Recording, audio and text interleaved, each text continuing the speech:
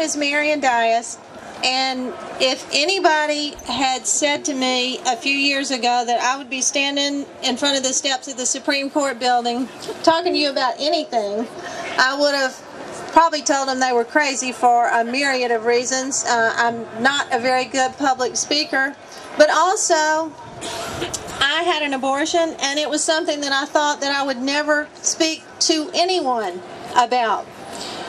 However, I was at this very march 3 years ago, and walking in front of this building and seeing these men and women standing out front holding signs that said, "I regret my abortion, I regret the loss of my fatherhood," I was cut to the very core of my being.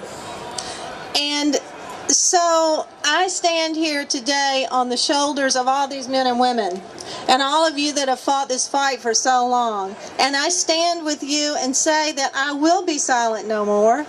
I stand in defense of children. I stand in defense of life. I stand in defense of truth. And this is the truth. Legalized abortion in our country is a grave and great tragedy.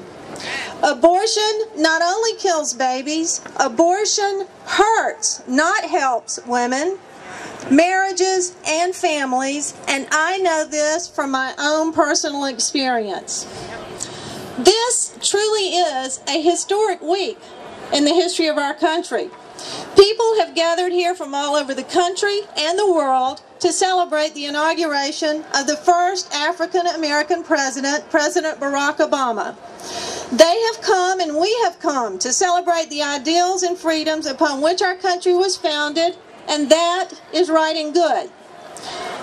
But a country that denies the most basic premise of its right for existence to a portion of its citizenry, a country that denies the most basic right, the right to life, to the most vulnerable segment of our society, unborn children, a country that allows such practices under legal protection of its laws, is a country that by virtue of its practices is in decline. Abortion, it's true. Okay. Abortion kills babies and hurts families, and this negatively impacts all of society. People all over the world have placed their hope in President Barack Obama. I call on our new president to truly become the president of us all, to stand in defense of all Americans, especially the most defenseless, those who cannot speak for themselves, the unborn. I call on him to lead by example, standing for change in unjust laws instead of adding to them, laws that lead to torture and murder of babies in the womb, laws that have brought untold damage to millions of families in this country and has allowed the deaths of millions of babies. Of the 50 million of the millions of Americans that witnessed the birth of a new presidency this week, there were 50 million among us that were not present among us. I believe that many recognize that this truly is a moment that is pregnant in time, when the future of our country really hangs in the balance. I pray for our president, and I pray that there will be the birth of new freedom and hope in this country.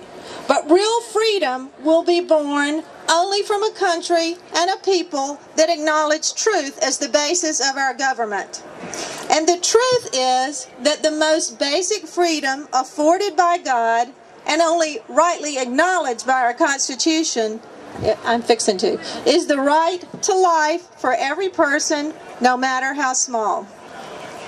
Although it is important, it is not ultimately the economy or the environment that will be the determining factor as to whether this great country continues to thrive, but rather how we as a society that was built on the recognition of the freedom to life and liberty for every person, recognizes or denies that sacred right, the right to life.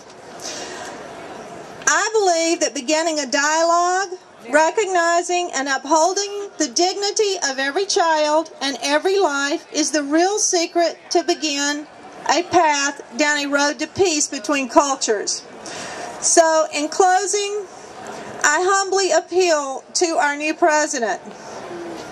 Turn around like I did. Rise to the hope for real leadership that this country and the world has placed in you. And then one day we might really be able to stand and fulfill Martin Luther King's dream and sing together, free at last, free at last. Thank God Almighty, we are really free at last. Thank you.